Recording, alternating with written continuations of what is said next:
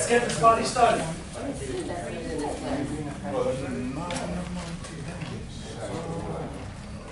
So apparently there's some Wikipedia page on the split down of glucokinesis. What is that? No, that's not us. That's us. I would say nursing.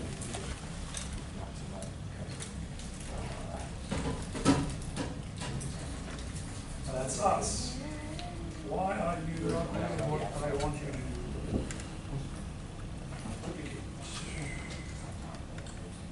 Here we go. So, the battle plan for today is the big battle plan is mockups. Okay? Before I start that, just to make sure that no rumors are coming up, because I just heard that this is what he wants to do, that's what he wants to see. This is not so great. You're laughing. Well, I had at least one student who was not in the class earlier this morning. This is an example from a different program here in Nova, which I had to assess. Yeah? This is, again, some of the antichrist of the good visualization. I don't want to offend any religious belief here. Huh? Let's do this in scientific things. The antithesis. Yeah? That's a little less. We can speak that into. Alright. You see those bullet points here, like staging or vehicles or economic logic? Why not to take a slide and say staging is one slide? If you're limited in time, it doesn't mean that you have to have everything on one slide only. Yeah? I can talk about staging and the vehicles while I'm clicking through staging and the vehicles, and I didn't waste any time because I clicked through the 2 pages. Okay? That's one thing. If you use templates, this is not a great way to use your space on the PowerPoint slide. I make this short. Yeah? I gave that talk earlier this morning. It's the same talk I pretty much give every time, this time new slides. A PowerPoint slide that is dark in background, like black, white font, 12 size, or maybe dark green and dark red, is not going to help your audience to understand what you want to deliver in the messaging. Okay? Remember in the GS class we had a visualization talk about declutter things, less ink, be precise, be controllable on what you want to present. Okay? That is what? Using a 1/6 or something of the space available. That green triangle, not used at all. Why would you bother to put that up? This is the green space we don't want inside plan. Same thing here. Lessons learned. Let me zoom in closer. Yeah? Don't. These pictures are taken, let's say, from the 3rd row, where, let's say, Mo and Nathan are sitting right now. See how that is built up here on a regular screen? This is a slide that is in white screen format. All these projectors are still running a 4x3 projection as well. Keep that in mind. Changing that ratio gives you more space to deliver things. That's the reason why the slides like this look so funny. Because they give you more space. Think about that, that would be completely stretched out. Alright? If you have more questions about better PowerPoint presentations, I'm more than happy to answer questions. The last thing you want to do is present something and here I dropped my pen. I think I promised last spring when we talked about dark background, black, white, and then 12 font, that I will leave the room if a slide like this pops up. I stayed. You can do a premium presentation and completely mess up the visualization for that. So keep that in mind. Large, readable headlines, graphics that help. If you use graphics, present the source. Alright? So, going back. This is going to be tricky to capture. I gave a lecture on Tuesday night. They had like a TV stand there. I tripped 7 times. So, battle plan for today is I want to give up a wrap-up lecture. We haven't been talking about utilities so much.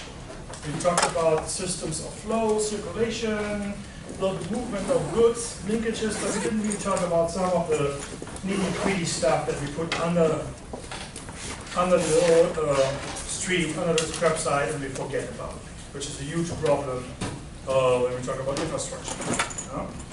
Then I want to use that as a wrap-up and reflection of this class and how much fun it was and how wonderful you guys are. Getting cool. Getting warm here. And give them the idea of team mock-ups. Yeah? Team mock-ups, as explained last week, is a dry run for you guys in your teams to have in front of an audience. C'est moi. Yeah? Poor attempt to speak French, but it's okay. C'est moi. And giving you down-to-earth, straightforward, no BS feedback. I will not tell you, this was really quite nice, I really appreciate your time you put in. I'd rather go, could have spent more time on that. Yeah? This is a huge learning step. For those who are doing fine, it's a great way to fine-tune. I'm trying to give as constructive, positive feedback as possible. Fair warning, if something's really down the drain, I will explicitly address that. Why? Because today is the chance to look at this, to refine this, redefine things, fine-tune, maybe kick out 5 slides and do 1 or 2 more, yeah, before it's great, related, and hits you. This is a experiment, like in boxing, okay, where you should be aware that I throw a punch, verbal. Great opportunity, those who went through undergraduates in design, architecture, urban planning, or something like this. This is what you do. This is what you breathe. How many grids did you do in the last 3 years? Oh goodness, we had a meeting every single week, presentation every week. The way this went down in my college, all the architectures, industrial designs, and interior design students were in the hallway. You walk by and you stand there and you listen and you raise a question, even as a passing student. Particularly if you have been in a doctoral program, because all the architectural professors knew you. But ended up as in, oh, we have a mixed-use program. Hey, Thomas, sit down. Well, for 20 minutes, half an hour, you're sitting in this architectural studio, students you never met, and you are allowed to ask questions. We're a little bit more fair. Yeah?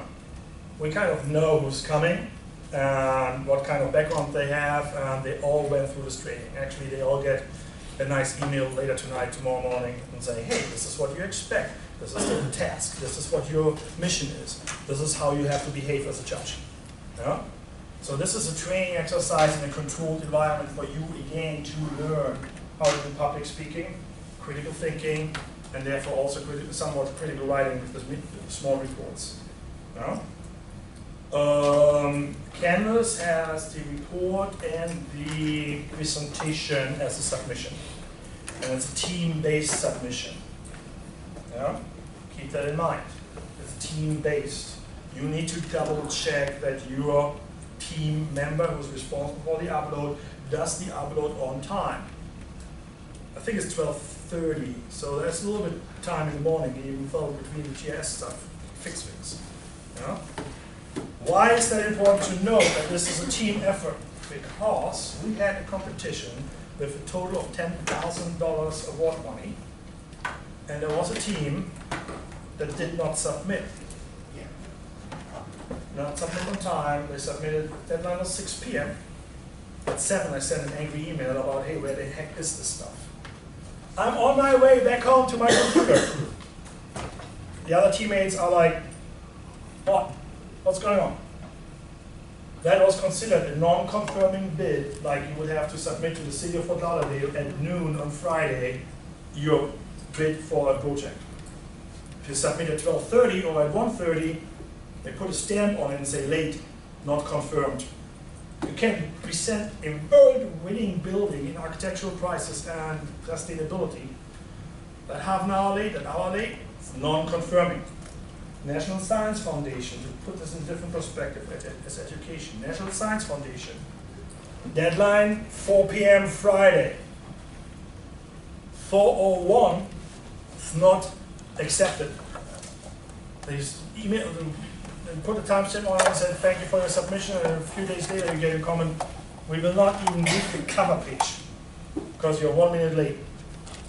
So it's a team-based project. Make sure that the team is happy about that the last version is going to be submitted. I need 1 submission. I don't need 5 submissions. Maybe you have to make sure that you have a backup person to make that sure. You don't want to get in trouble with a late submission. Technically, there are no late submissions in my classes. Important. That first team at that time was rendered non-confirming. They did not get a shot on the price money. They present elements that are price-worthy. The client back then, Henry County, for the airport project said they had the coolest collection of single small facets projects in there. They had a great presentation. They completely messed up the report function as in submit layout. All the stuff was miserable, you know. But they did not apply to that rule. This can kill next. If you're too late with a zoning application and you have to wait 2 or 3 more months again, you might get fired because you're costing the company thousands of dollars at this moment, just because you didn't get time management in place. All that, this is trying to be a positive way. Mock-ups later today. There are 2 groups with some early leave, need to travel, need to deal with legal stuff requests. So you gotta do that earlier. I think it was Juliana and Alana. Yeah. So I don't care what the other groups. I usually randomize the numbers, but I would like to give them a little bit priority because of travel plans. You gotta catch a plane. You don't want to compromise that. Or want to do very important legal stuff. Don't want to compromise that. All right. So lecture on wrap-up is about, I think, an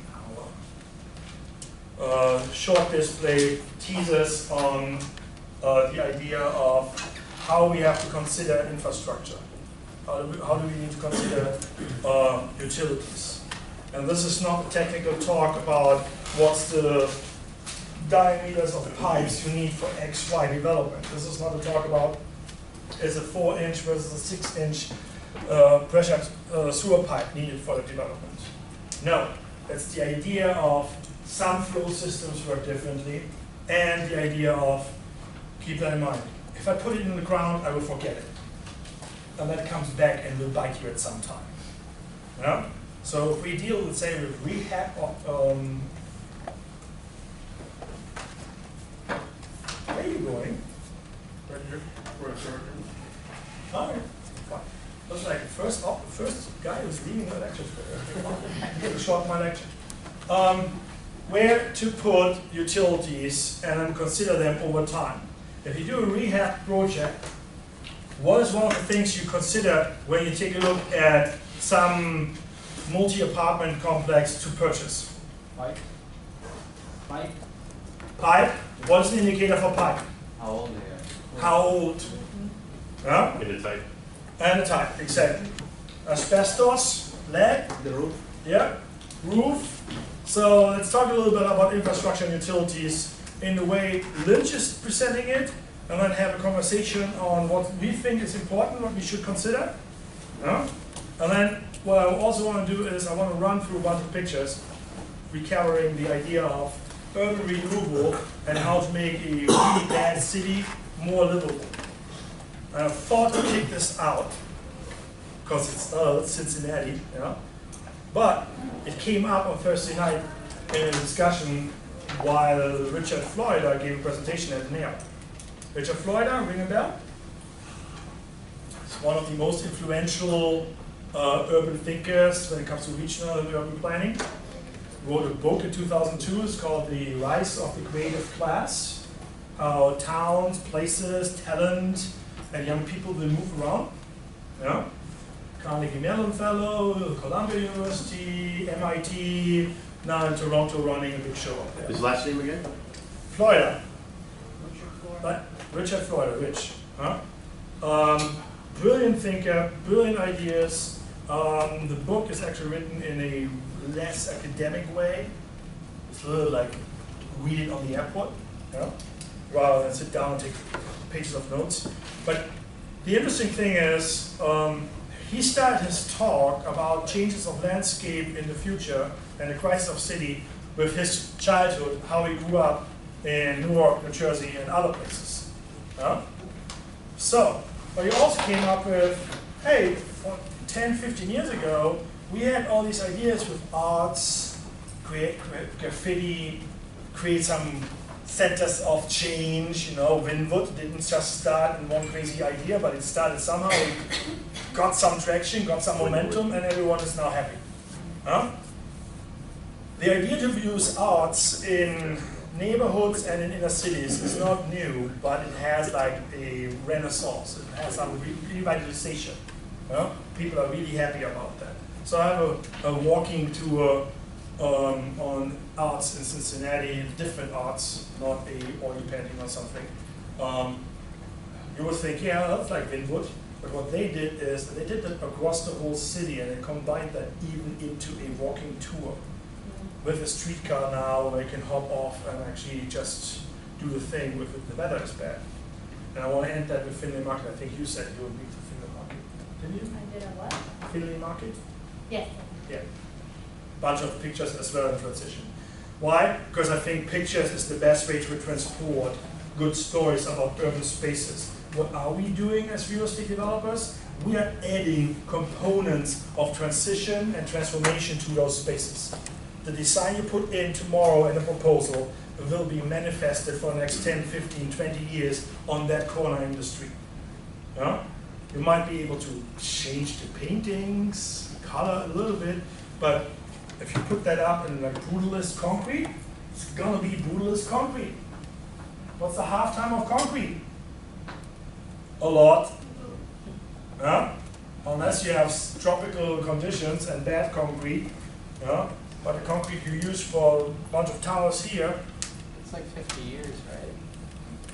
or so some concrete is better than other concrete, you know, but depending on the mix. But it is a substantial time frame you're going to put in terms of beauty or ugly into the urban setting. Yeah? All right, so that's basically the idea. Some refresher here again, the idea of complete streets. This is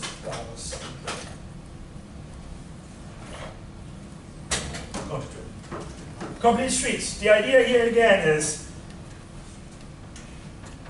find a way to get away from the divide on the street between a different mode of transportations. What kind of mode of transportations do you see here right now? Everything. Everything. Can you say more than just everything? Bikes. Pedestrians. People were walking, yeah, people were in cars, people were riding bikes. Wheelchair. Do I see the streetcar as well? Wheelchair. Streetcar, I don't see a streetcar right now here, but wheelchair. You have pedestrian traffic in all age groups and needs. Do you see a stroller? Yes, we see strollers here as well, dogs as well. Yeah. So you would almost say like a all-inclusive streetscape with different speeds, different speeds, parking, reduced. Clearly, the signage and the lineup here is great. Yeah, even says here waiting or wait. Priority boxes, which is interesting. In some cities that works. In some cities they completely confuse people. Excuse me, what is that? Huh? What does that mean? Green area. If you're a biker, you come in here. You can park in front of the side of the cars because you might actually turn left. That's one way. Yeah, please. And then also trees. Oh yeah, urban forestry. Yeah, it's a buffer though as well. So it protects the pedestrians from the cars who are riding up and down the street. So again, this is a sketch. This is the ideal scenario, what we can think of. 4 or 5 floors high, residential quality on top, retail on the bottom. This says district lofts. Yeah. So some kind of condominium apartments, etc. Yeah? Again, complete streets is a really interesting concept. It takes time. Why? Because it's transportation. There's transportation dollars involved, federal, state, regional, yeah? Not just the local stuff. So to do this very quick, you gotta be relaxed with that. You won't be able to push this in a very quick way. You can do this really step by step, street by street, or you have that actually in a historic grown area. That's the slides I had last time. Cincinnati slides will show some ideas to interpretation. All right, what are utilities? Services to help with daily living. All right, what type of utilities do we have? Electric, Water. Water. telephone, Electric, gas, what else? Wastewater. Sewer, wastewater, what else? Telecommunications. Telecommunications, what else? Do we hear electric? internet cable. Internet cable communications, garbage pickup. Yeah. So we have solid waste and liquid waste. What else? Did we miss something? What about rainwater, groundwater, runoff water? But the utilities, stormwater? Stormwater. What do you mean drainage? Drainage. Drainage is stormwater utility? Is Not really, No. but we need to plan for it. Huh? Alright. Air. What was gas? Gas. Landscaping, would you consider that? Wait, so we have to No, start paying for let's air? consider landscaping as a utility. Yeah. Like, it's a fixed cost. Air. As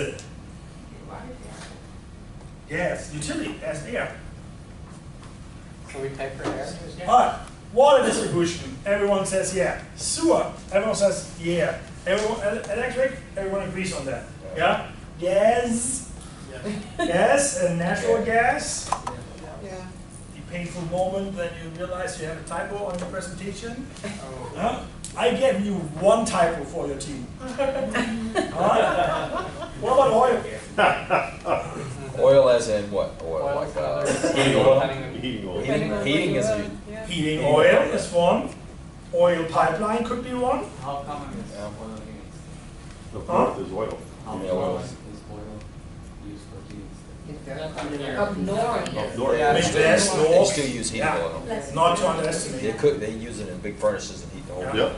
The idea is to all the energy companies are pushing gas, because it's cleaner and Cheaper. all that. But you have households that have maybe as primary heat as still up north, in the rural areas, even wood and coal. Don't underestimate that. In the suburbs of Boston, a lot of suburbs actually don't have any gas lines, so all of them, some of these Yeah. towns are all just oil. My old house, my old house had an encapsulated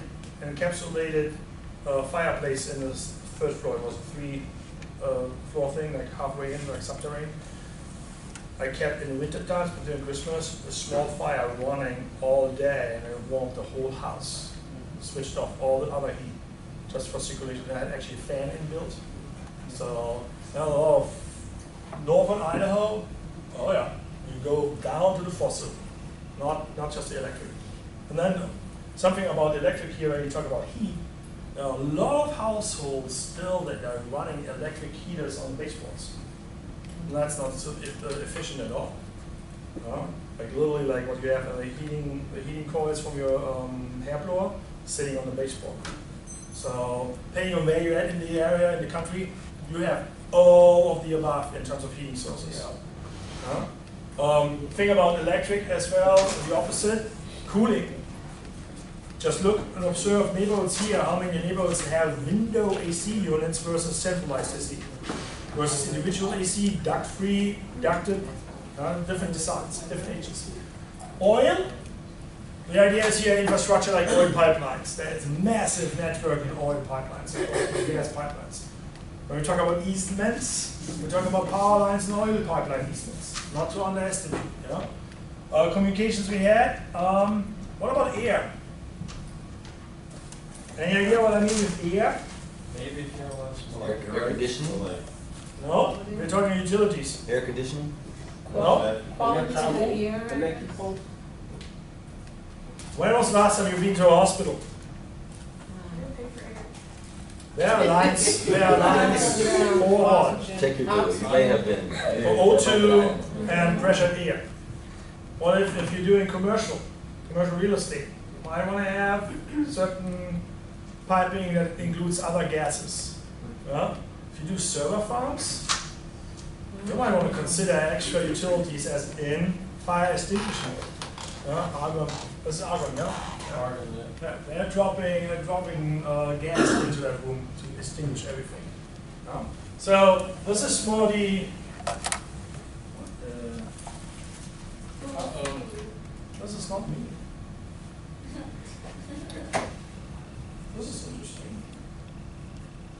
Were you logged into? I don't know. Not anymore. There's nothing open, so. Hacked.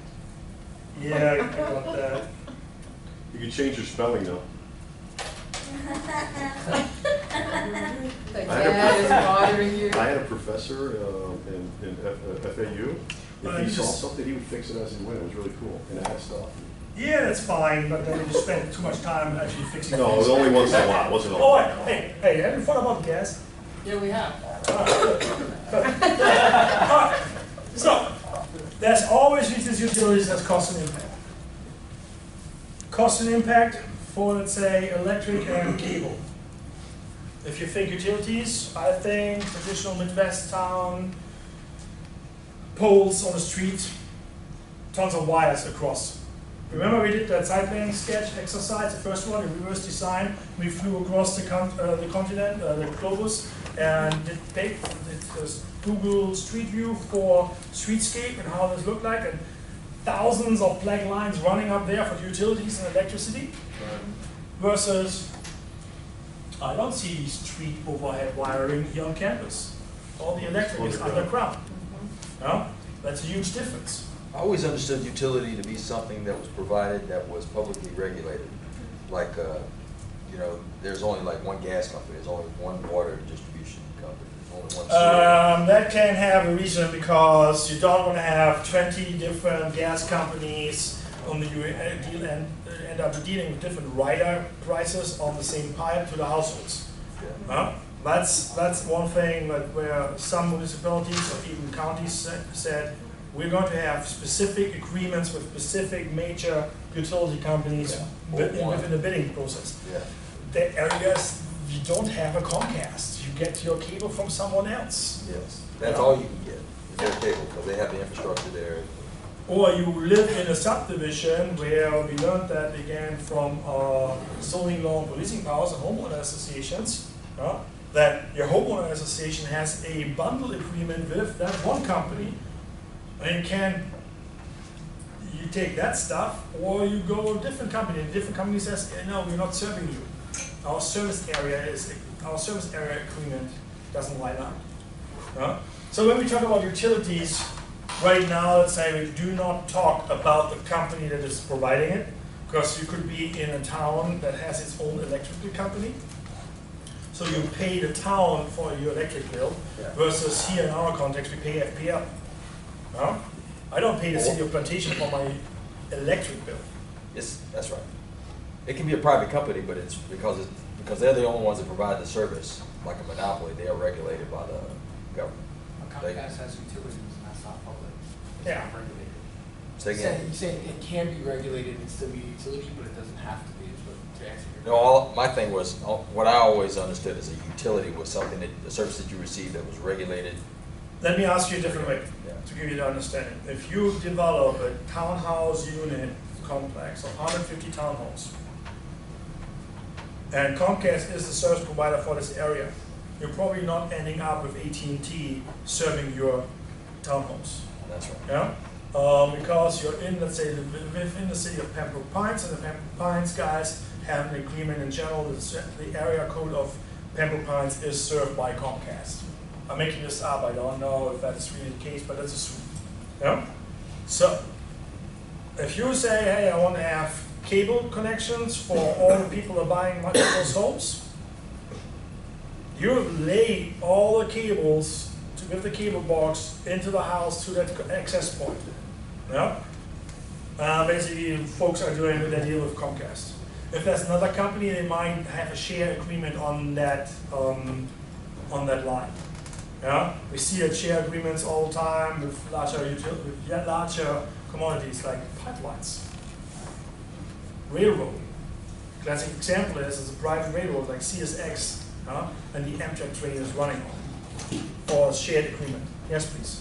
So then it's like on a municipality by municipality basis, because there's differences. Could be. Right. I used to work for a little town that had its own electric company. Remember a little town with the big regional distribution center, Walmart center? I'm pretty sure I presented one of the classes. Yeah? Own electric company. Perfect. Walmart distribution center. Perfect. $1 million electric bill. Great for your income as a utility provider if you own the company. If you don't, you have a different aspect. Yeah? Also, in terms of utilities, what you could add with communications is maybe Wi-Fi. Maybe your own little Wi-Fi network or frequency network. Yeah? US Sugar, as an example. US Sugar here, just a few an hour-ish north of here, has the world's largest privatized Wi-Fi and radio frequency network for the automated control of all the machinery on the sugarcane farms, or sugarcane farms. They control how high and low they can cut and how much overlap they have between different passes when they run the harvester. Right? Because overlay, they only need like 1 or 2 inches overlay. They go by a foot, it's wasted time and consumption of sugarcane for the harvesting machine. So you can spin this in a really crazy way. We're not here for a crazy way. We're trying to identify a few ideas. Systems of flow, a different way of system of flow. This is a tease, this is not a stereotype. Systems might change. Typically, what we have is a kind of the flow of water in your community. Sometimes people don't think about that. It has to come from somewhere. When you take a look here at reservoir and lake, we are like ocean and rivers and wells. If you take a look at reservoir and lake, as a developer in the Intermountain West or on the West Coast, you need to be careful watching what's going on with snowpack. Because one of the reservoirs we have is frozen snow. Frozen snow comes into the river streams, gets picked up at some time, gets treated or not so well treated. Then we put it up and pressurize the system. So you actually get enough water through those pipes. Pipe diameter and all that is part of the deal. And you go through the main trunk into the systems, cross over into water mains, which are important because water mains are the lifeline for your firefighters. You want to know that you have enough water pressure in your subdivision. You always want to have more water pressure than needed. That's the reason why large warehousing complex, if they start actually storing hazardous material, they might end up with their own pumping station. Their own little water tower, just to get enough pressure in for the sprinkler alarms and until the firefighters are coming with other resources. The next few slides are dealing here with what we call the house branches. Every time we think about a subdivision, we need to think about one thing. How is that flow going on? Movement of goods. Remember we had a bunch of those sketches with dead-end streets and all that? Are you going to put dead-end streets now into your flow system? Or are you covering a few things? You ever heard about a computer game called SimCity? SimCity, not The Sims. SimCity. The old version used to have sewer and water piping. There's a water tower, they actually had to deliver water in water pipes to the households. The new version is just plug in water supplies and everything feeds connected through the streets, because a street connection assumes it is attached to the grid. Yeah? Small side note. So, if I have flow in here and flow in here from the main lines on the tower, you can assume that because it's somewhat symmetrical, like a loop here and then crossovers, that at every point in this grid, you should have similar water pressures. Just from the feel of it, you just pump water in, pressure should be the same all the time. Versus this idea. There are different reasons in design, but think about that. It could be a larger subdivision with like just a U-turn, another circle in that. So get that like bay style setup and circulation systems for parking. Think about this is following your street layout, and you have like houses back to back here, maybe one or two here. Yeah. What does this design mean? Do I have at any given time always the same pressure in the system? No. Probably not. Well, again, we are not water engineers, but you could think that something goes on here.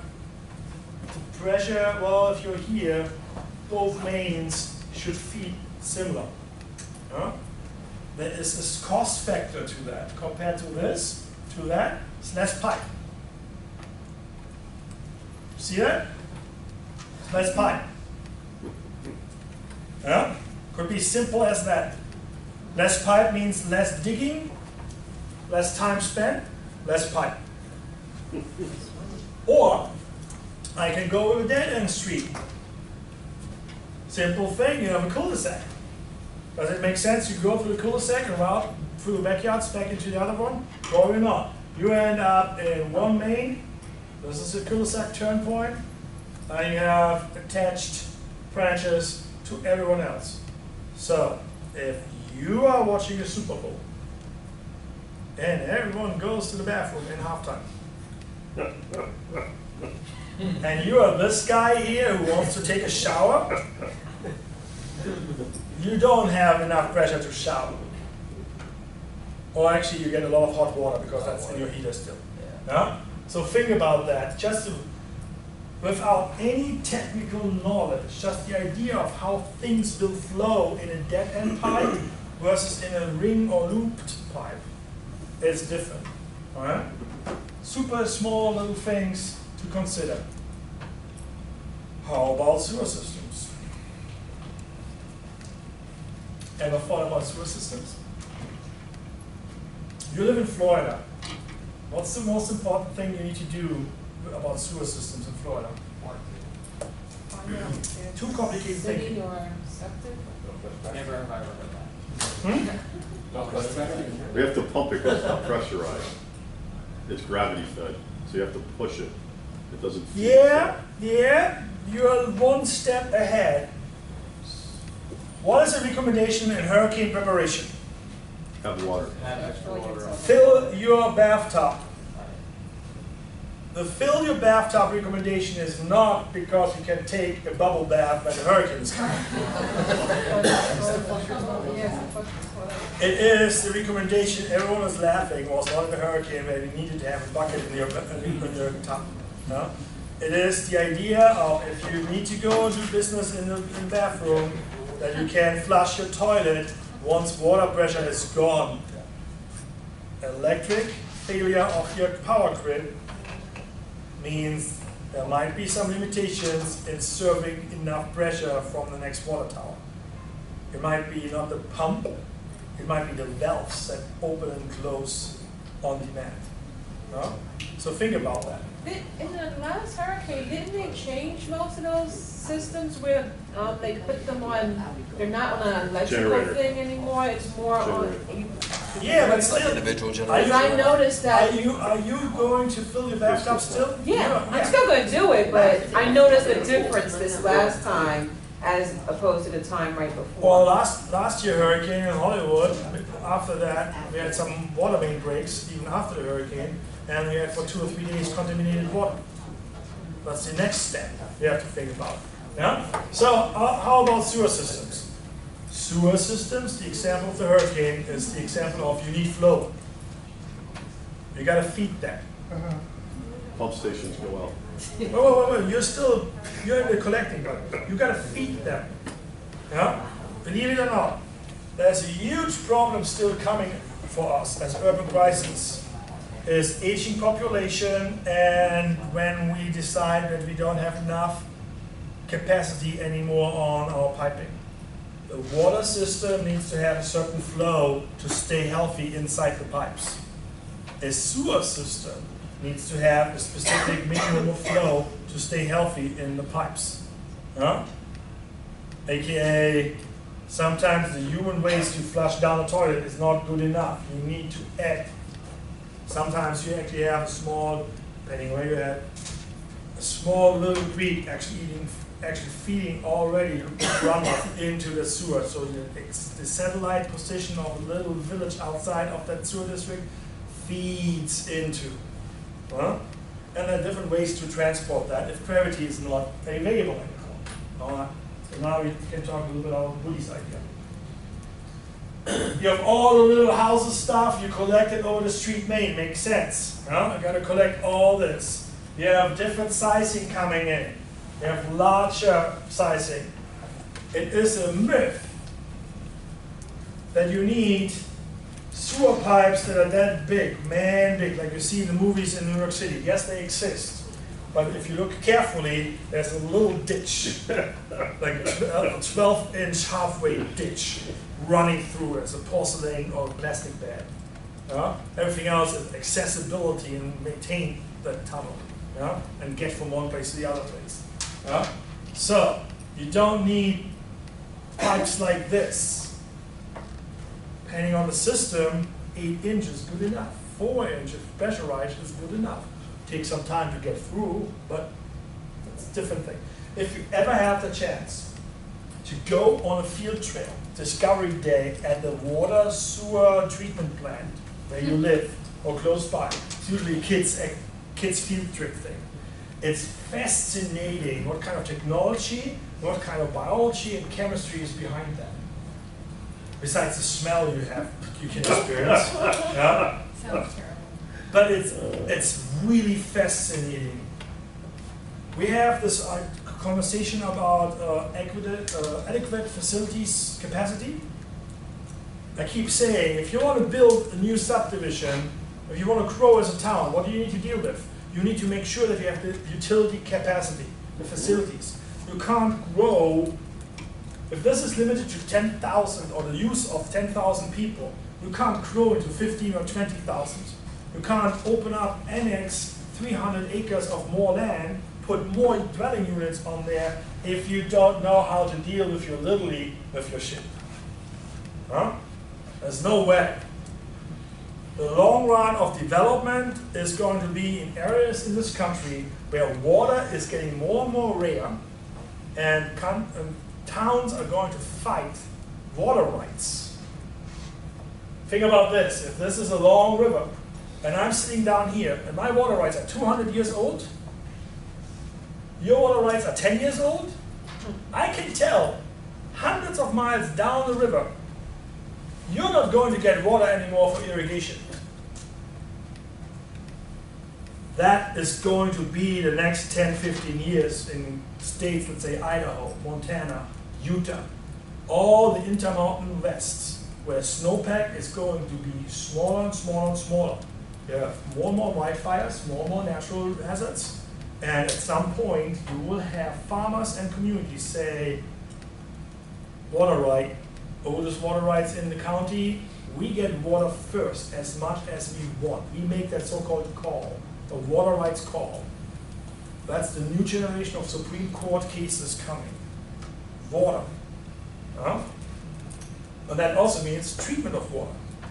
We did a study a few years ago, and the mayor of the little town said, I have about 5,000 households capacity in my water plant, treatment plant. And that's the reason why he dealt with Chobani as a new location for Chobani Greek yogurts in that area. and cliff bar hanger system upstream as well. Why? Because they make agreements how to handle the treatment of water, sewer water, from those commercial plants. When we talk about warehousing, we don't really talk about sewage. Why? Because you have 2,000 square foot office in there, you have 6-8 people, man, working there full time. We have 2 bathrooms. But think about if you go into production, in water resource intensive production, you've got to deal with treatment of sewage as well. All right. A little bit antique, but it's important to remember.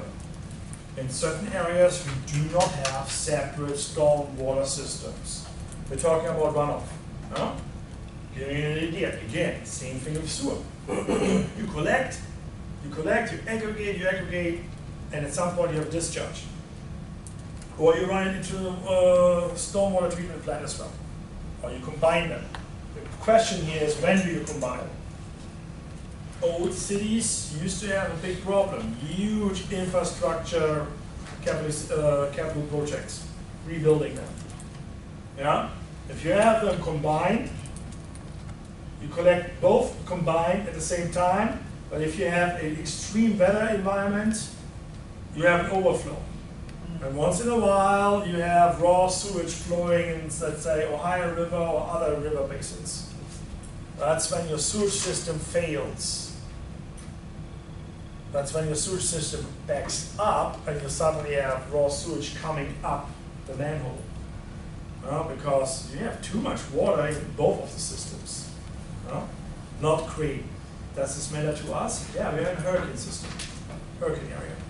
We do get those rainfalls. We do get those problems of flooded streets, flooded parking lots. Remember last year, was it in May, when the regional mall was closed for 2 days because the whole mall, everything was flooded and people could not see anymore if it's parking lot or ditch of the parking lot, and they parked like this, submarine style in the ditch. Yeah, not pleasant. In 2 or 3 days, Sawgrass Mill was closed because they had runoff water issues and everything was flooded. Going to school in a boat rather than in a truck because it was too high. All right. Woody said something about gravity flow systems. This is just if you never ever thought about what's behind or underneath those big manholes, or small manholes. Think about that. At some point in time, your sewer is flowing downhill. And we come in here and drop, actually this is a bad sketch because actually this is the drop in and then the leaf or the exit should be a little bit lower. If you have the chance, if you see some guys working on a sewer and the manhole is open, ask if you can take a sneak peek. Because you see all those different pipes coming in from the street in the neighborhood, from the houses, smaller diameter, and water will come together and then drains out. The interesting thing is, it's called manhole, but they are super tiny. It's weird, but it's also a cool thing. There used to be, this is me walking through streets. Take a look at what you see actually as those covers. They're mostly done in Pittsburgh, and they actually have age printed in, timestamp or date printed in, all that, and they're sometimes really beautiful, depending where you're at, particular historic districts. They are art. I even thought about that once to start actually taking pictures of them just as art. But again, gravity-fed system. What's the problem with gravity-fed systems? It only works where there's It's only got a certain amount of flow it can handle. It only goes one direction. Gotta have some slope and some flow to make this move. All right. So slope, one thing, and flow as in, well, if there are not enough people flushing the toilet here, you might actually have to feed some basic flow in there. Not the greatest environmental idea, but you can do that. Some people do that. Yes. You saw a lot in Europe and even in Mexico. They have those aqueducts where the slope is so slight, yet they're able to move water across huge distances using that without a pump. That is the collecting part. What you're talking about is the irrigation canals and all that. That's the distribution. But they also have, even though they don't appear as big slope. That's right, but there's a slope. there is a tiny slope, and how are aqueducts or irrigation canals fed usually? They have a big reservoir in the back that channels that in there, and you have a massive flow rate as well in there. We had a discussion if one of the irrigation canals in Boise, Idaho would actually erupt. Once in a while they say, we found some cracks. If one of them erupts, it's not the problem of, you have like a larger irrigation canal, the flow rate is this. Say here's the levee, breaks and spills. You have two problems. You have this water flowing out, and this water even flows back to some extent. So they're not as controllable like it would be a water pipe. Well, it's a water pipe. We have a valve here, and the worst case, depending on the system, if this is like that dead-end street system, I shut this one up, and all the other streets here would be disconnected. So that's also the idea of, is there a safety component depending on how you build the system? Is it redundant flows and delivery, or dead-end street, one shut off? Can be different. Now again, slope and flow, which then also comes to the idea of if you don't have enough flow anymore, or enough gravity, then you use the gravity flow sewage system with a lift station. So it's more artificial slope, but you drill deep, deeper hole, collect everything, and you pump this up with a lift station. Or it could be literally a lift station as in bucket goes down, bucket is full, goes up, gets emptied out, goes back, depending on what kind of model you have. Then lastly, you have actually the force main. This is how you feed, let's say, larger subdivisions across longer distances. For those who did the airport project, one of the problems was the airport was on septic. And the discussion was, hey, how can we connect the airport with a forced main, 4-inch forced main? AKA, put the pump up there, collect everything with gravity flow at the area, and then just pressurize this and pump it through. This is as much as I will bother you guys with sewage. But that depends again on, for real estate development, that's important to remember. Depending on how you're connecting to the sewer system of your municipality or not, you might have to make a choice on, do I need a pump station, lift station? What kind of water system is there? Do I have enough pressure for both, in and out? Okay? Can you go back to that side? So what happens is if you don't have capacity in the flow, they make you pay for a lift station, $200,000 and install it, Huh? if there's no capacity. Not to get down on the sewer too much, but like, is Where- this gravity flow, is that producing the pressure that pushes? No. No? No. Bunch of homes, flushing a toilet, here's a collection, like similar to the lift station. This is a symbol for the collecting it. You're collecting it and then just pump it up. To use the bathtub example, this is the bathtub, and you take a pump and throw it in there, and then just plug it out instead of taking cup by cup. No? Different costs, different scale, and then you actually have to deal with one thing. Depending on your water distribution on site, depending on your sewage collecting on site, and then even maybe water control measurement points, if you're in an environmentally sensitive area, or like pump wells. That's elements you cannot build over. Those are elements also you need to place on your site plan. They have to be accessible. Maybe through easements. That's a legal discussion again. So dealing with water and sewer is not as easy as it sounds. Are we going to deal with it? Probably, yeah. We're dealing with acquisition. How old is that building? How old is the pipe? Do I need to consider to put new water, to take the core out, put new pipes in? Take out old copper and put PEX in. all that little elements adds to your bill, to your performance. Yeah?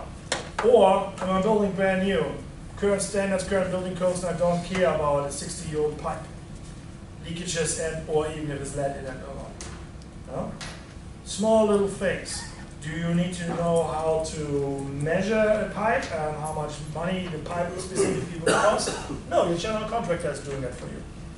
But the idea is, okay, fine, if I am getting into a critical mass of households on this side and the next sewer treatment plant is 10 miles down the road, you might want to consider a few dollars set aside for some solutions on your sewage. A good town manager will talk to you about that. You should not go for a rezoning application for a large subdivision, and you should not have missed out on a conversation. How to serve and treat. But once they're in the ground, they are forgotten. What do I mean with that? Out of sight, out of mind. Out of sight, out of mind. What do you mean with that? They're Don't above see the 'em. ground. They can get hit with a hurricane. That's all that's wrong with that. Okay, fine. There's exposure to hazards and damages. Yeah, what else? Sometimes they're not well maintained. Maintenance is 0. That's the diverse okay side. 0.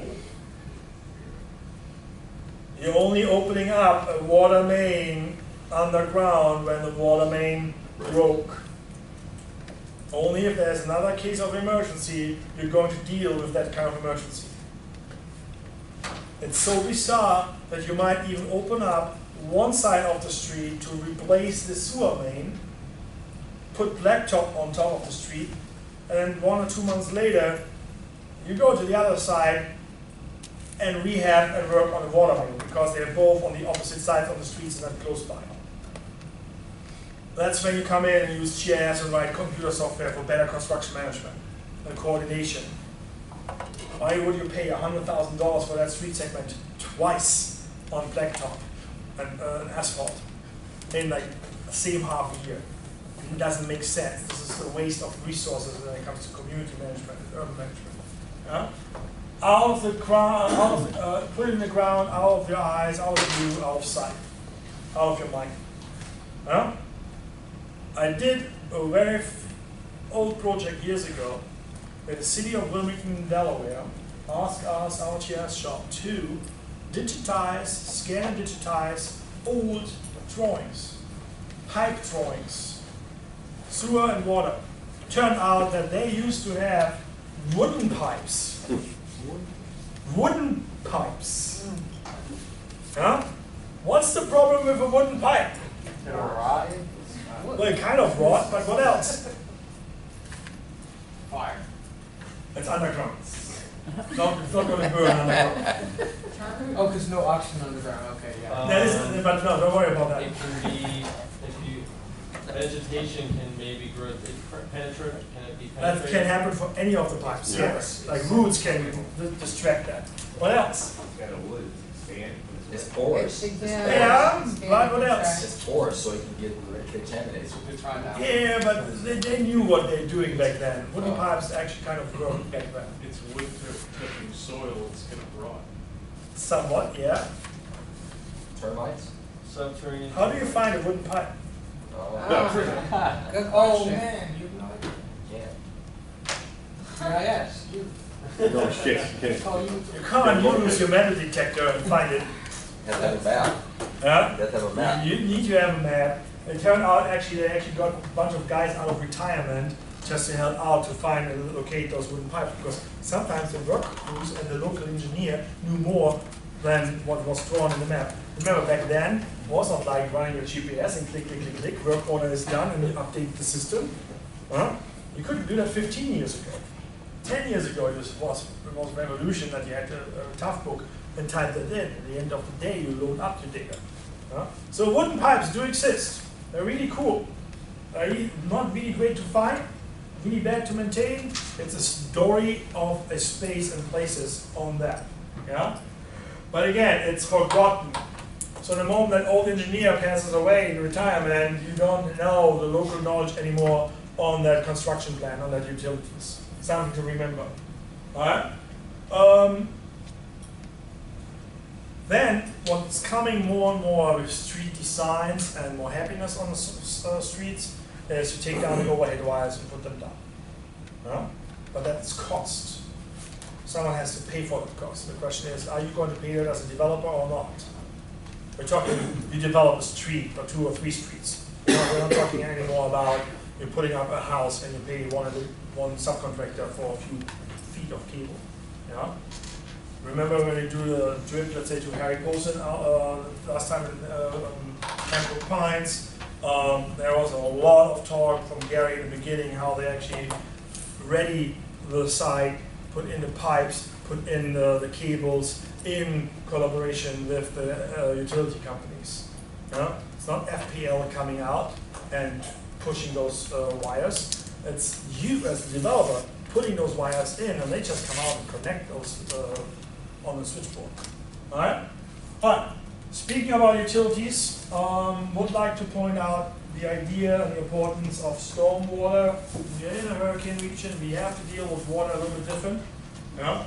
Keep that in mind. If you develop a site, you always have to deal with the drainage on the site.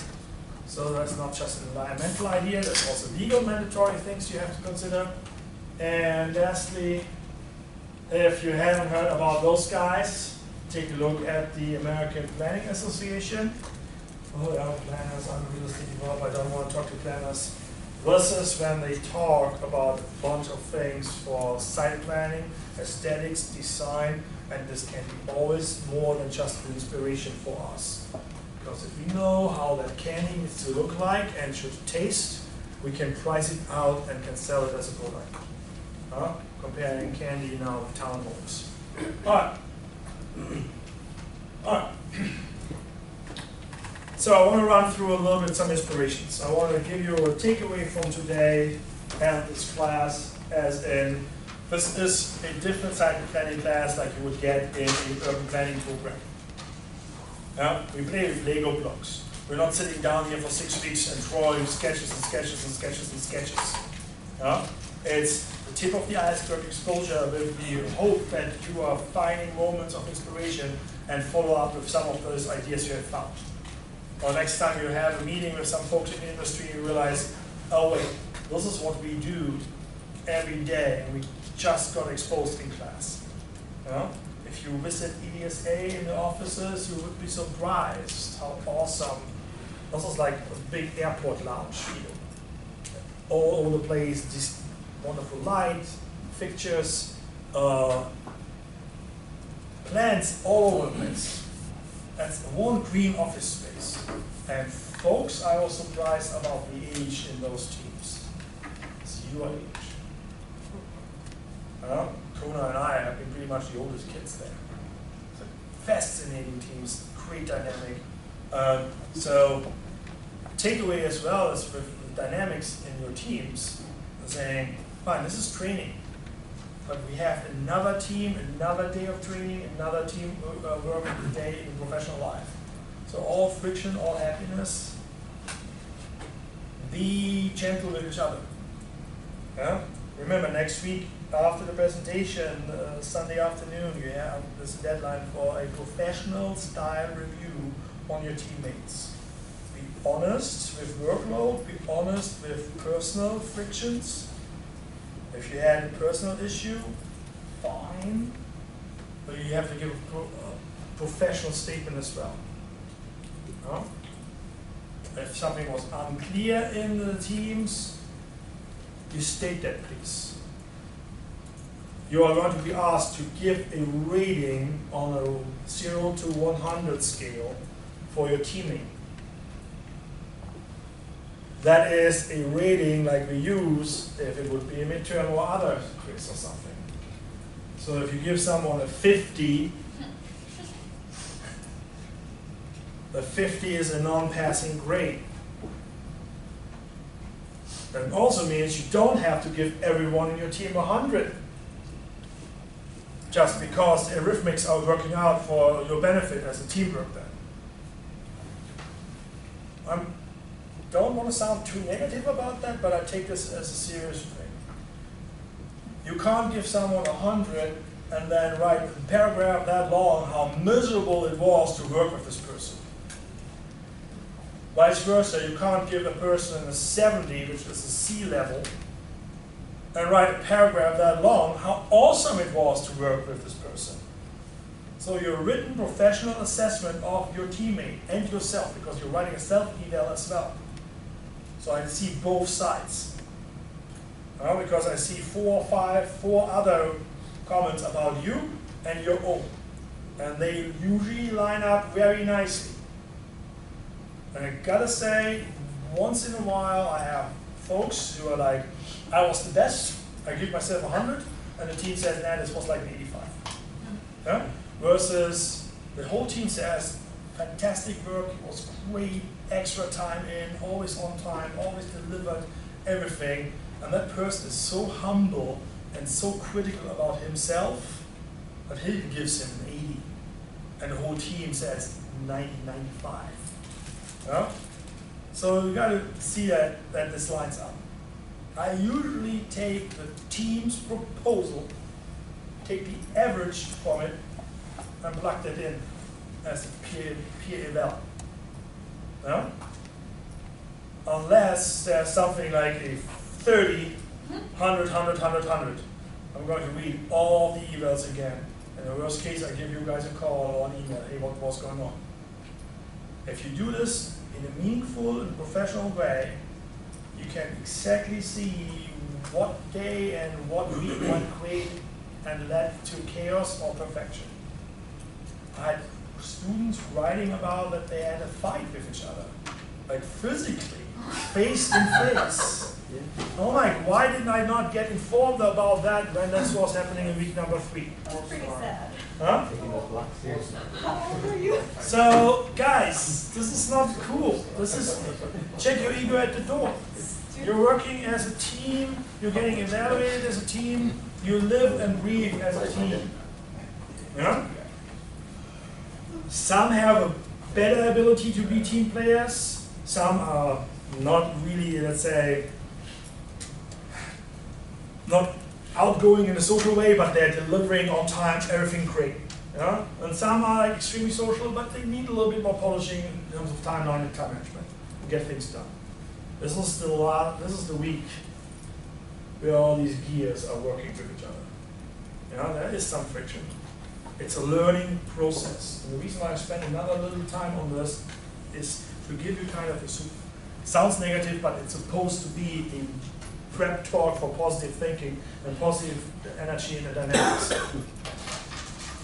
There's a light at the end of the tunnel, and the whole team is walking through this tunnel and celebrating. Okay? Speaking of, renewable, resilience, and rebuild. Next few slides, a little bit of the story about Cincinnati, a town that used to be one of the worst neighborhoods, or had one of the worst neighborhoods in the Midwest. When I came to Cincinnati, it was 3-4 years after the last riots they had in the streets. I was told, do not walk into this neighborhood as a white person during daylight. I'm like, okay, fine. So, very bad. It was really great on the unified crime reports with the FBI to see that Cincinnati was always in trouble. Yeah?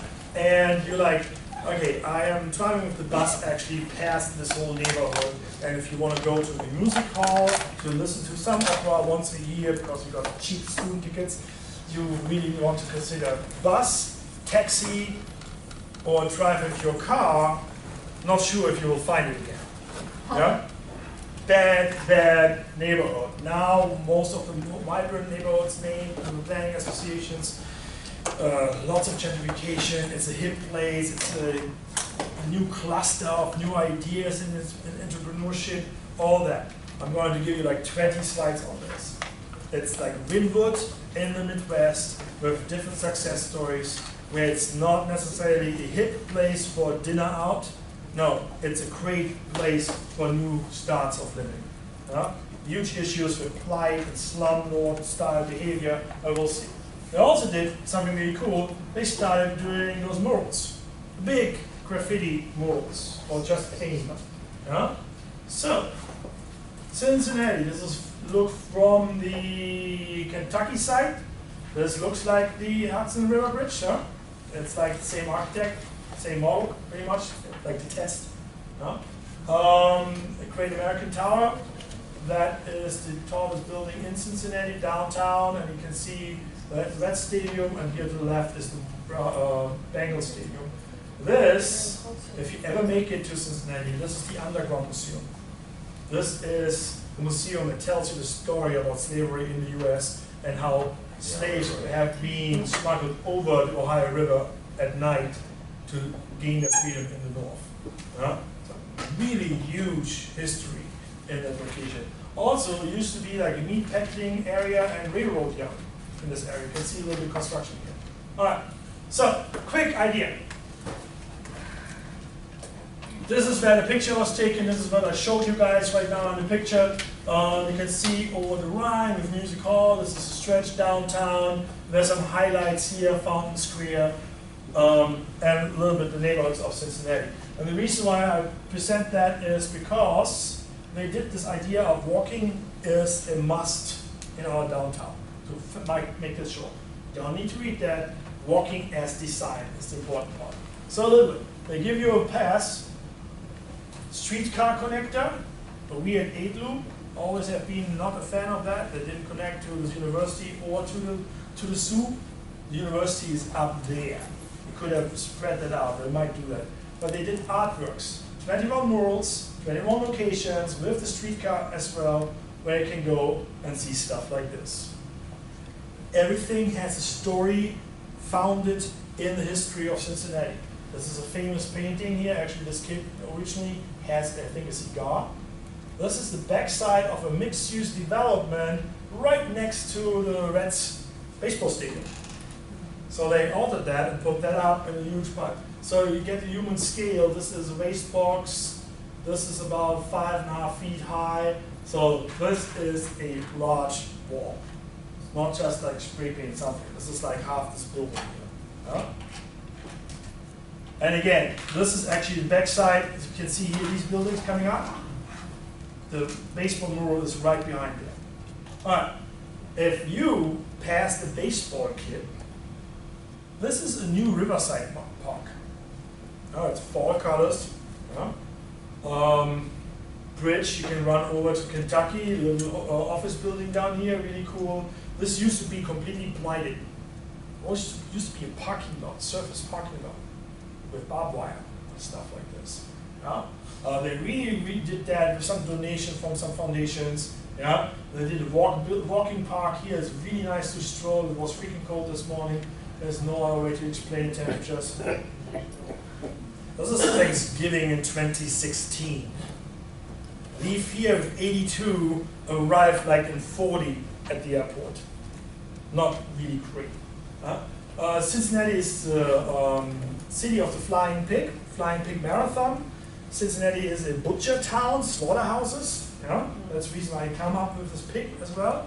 So there's some heritage presented here and the logo of the city. The kids apparently love that. So they also had here the veggie market and the meat packers in that area. And there's two pictures next to each other. This is the symbolism of here on the side on the benches. And because it used to be a railroad park, look at the benches. They're on rail. Huh? Oh, So they're you on can, rail. they're on rail. This is actually, they're here, this is, you can't trip here, but this is actually real rail. And they can actually move them around. You can actually rent them out as the picnic area. Small detail as in, used to be some culture and identity or heritage here. This is how we want to maintain that. Same thing here. Little gateway function. Talking about gateway function. This, a few years ago, this is downtown. This is Las Olas. Looks great. Victorian. This is in style of setting. This is a Las Olas style setting. Maybe a side street of it. That's what it is. This is Main Street.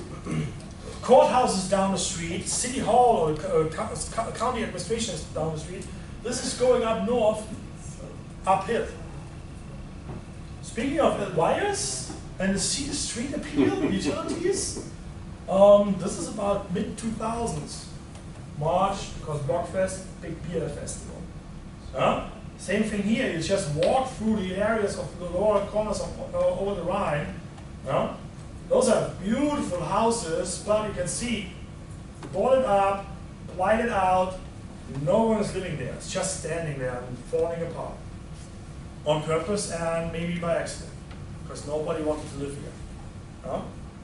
Cincinnati had a huge problem in flight and then flight. Lots of people left the inner city. If the inner city burns with police shootings in 2001, 2002, nobody wants to live in that corner. Perception of space, if you just go through walking through the areas. Overhead utilities, perfect example today again, it's probably too costly to put that actually really into the street. Might be cheaper over time to repair them more often. And this is just observing how urban space is used. This is a small on the street repair shop. This is not what you would think if you do a intercoastal walking tour with all the homes we have here in Fort Lauderdale. It's different. Some people will say, yeah, that's great. This is a really quaint African American neighborhood with a lot of economic development issues. And some people will say, no, don't want that. I want to give you both crazy thoughts. And then you have the ideas of let's do a little bit update, a little bit change, still boarded up. Imagine what a little bit paint and new windows can do. Before and after. Some idea how to change things and how to rehab space. But it just doesn't start with just only one. There needs to be a critical mass how you start doing this. There's a saying, a bucket of paint will make a change, but it needs to be multiple buckets of paint to change facades, change windows. And it's not just the windows, you got to rehab from the inside out. It's a cost factor. The question is, who pays for that cost factor? In this case, there's also a really great, interesting redevelopment agency that gives money and support and incentives within a specific overlay district for some projects like that. Walking through. This picture is now 2008. Standalone, ripped apart, not really appealing. How would you present a neighborhood like this if you're an economic development person and you would like to have Amazon come into town for new headquarters? Cheap land.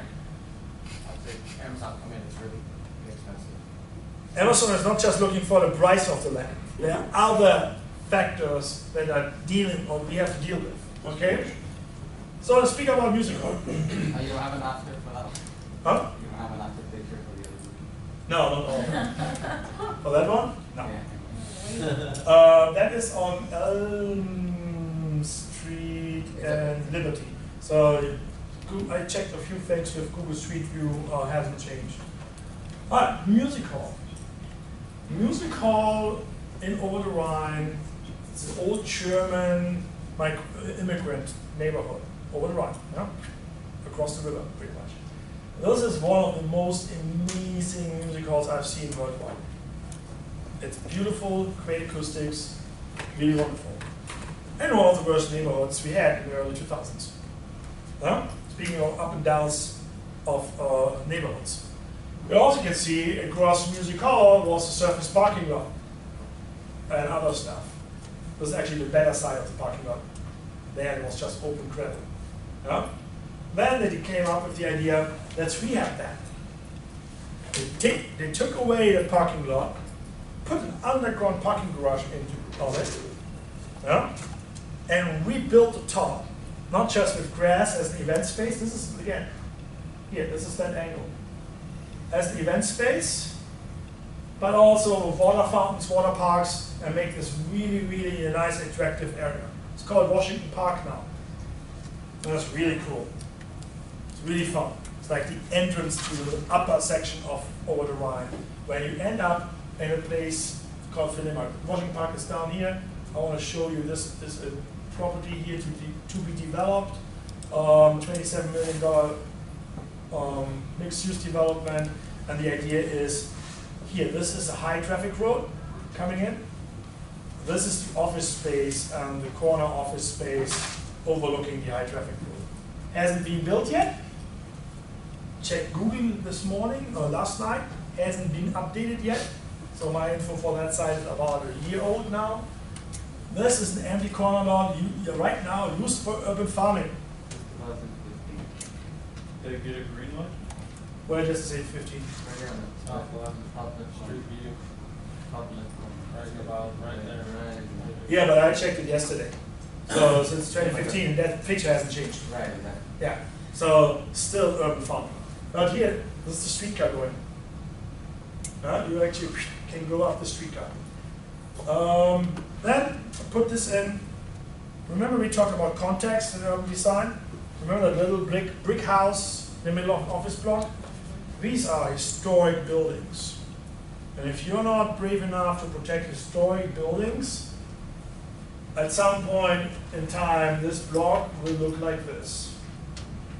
So keep that in mind. Every time you go out on the next field trip, for fun, look at urban space, how it evolves. All right, then we have downtown. This is a parking garage with ET. Then you need to have a really good friend who tells you Steven Spielberg has a Cincinnati connection. I did not know that he was born in Cincinnati or close by. I know that George Clooney's dad lives in Cincinnati. That's the reason why they do a lot of movies now there too, because it's cheap to make movies in Cincinnati. But yeah, George Clooney's dad was a TV and radio host in Cincinnati. So all the little gimmicks here, they actually got from that famous artist Armstrong, Ohio. They got that copyright actually cleared to paint ET. Small thing. Main Street, remember the ugly picture of Main Street? This is a few blocks down, a few years later.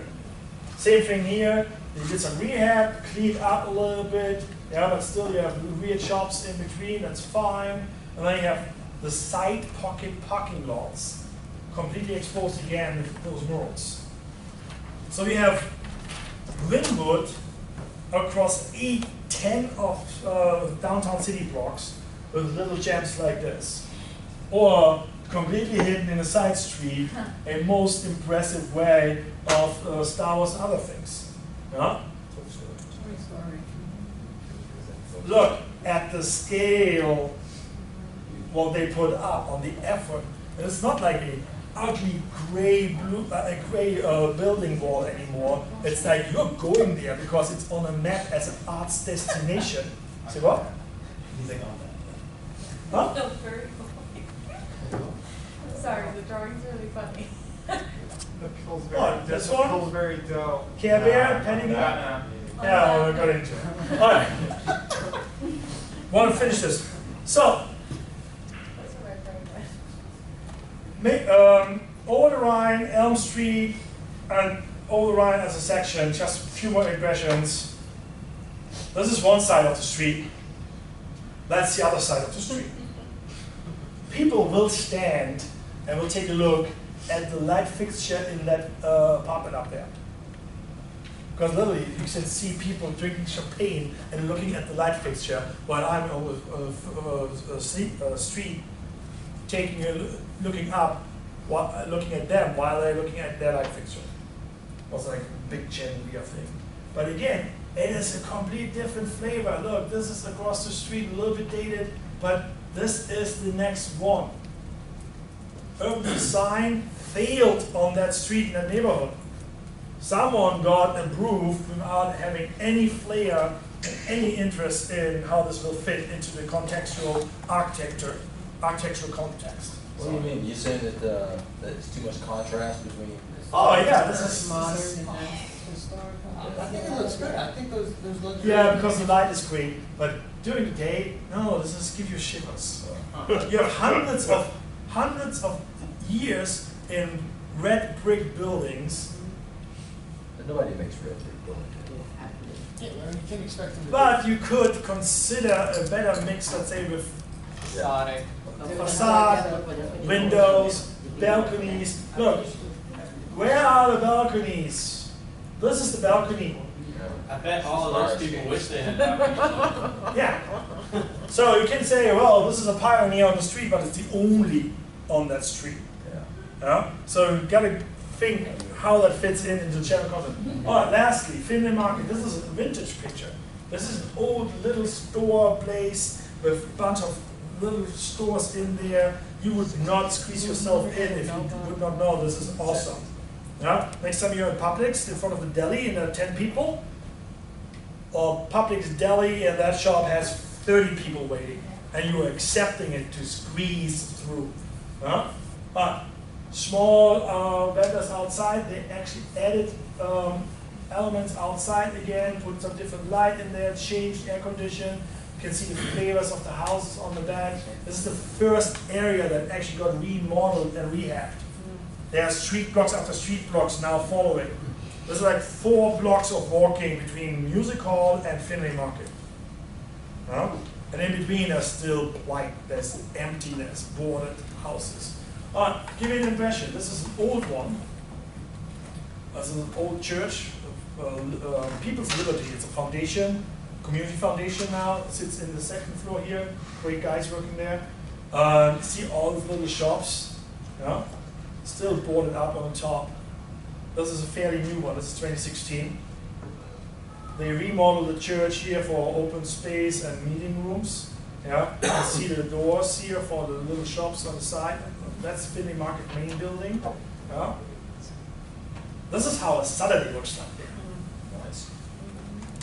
When we talk about Farmers Market in Davie, Farmers Market in Davie, there's like 3 of those. That's it. This is a destination where people go. I spent fair share in this wine shop here. Perfect time. Remember when I tell you guys you have to take off an evening or half a day sometimes? Saturday afternoon, 2 p.m. This was where I met with a bunch of friends in the summer times for wine tasting. Like $5, 3 big sips. Did your shoppings, and go home, take a nap, and then go back to your dissertation work. But you can get the idea where community and sense of place gets generated now. They're creating a culture of food at that place. That's an inside shop. Hasn't changed much. That's a typical weekday idea. You squeeze it, fresh bread, Belgian waffles, butcher shop, everything you can imagine in that kind of setup. See, this is one shop, this is one shop.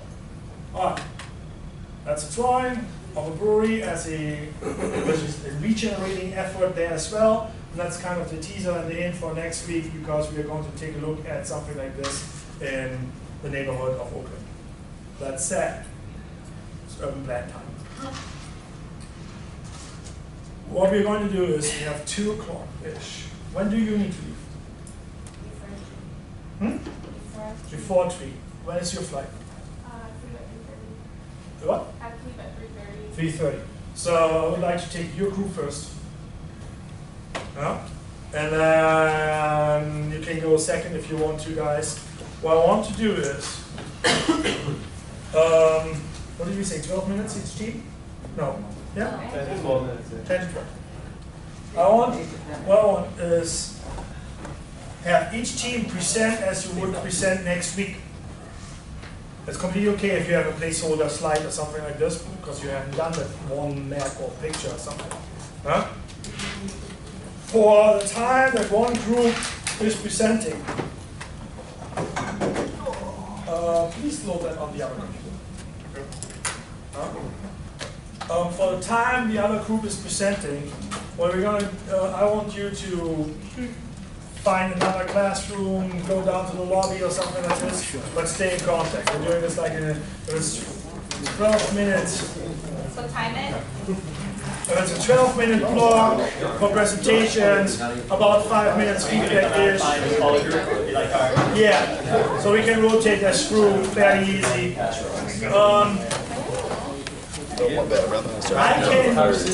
can keep videotaping this and cut it out. So what I can do is I can cut this and each group gets their performance via Dropbox or something. No, it's good because you can see the slide talking. Scary. What? Let's start at about 5.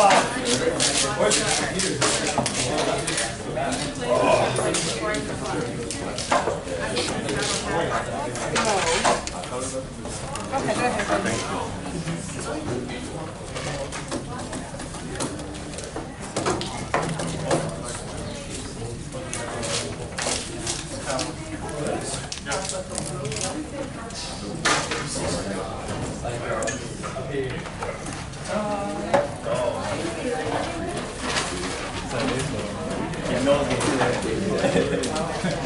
Probably say we got about a 2% chance of they are some games with R too. I'll never forget you. Never get R. It's like 7 in a row.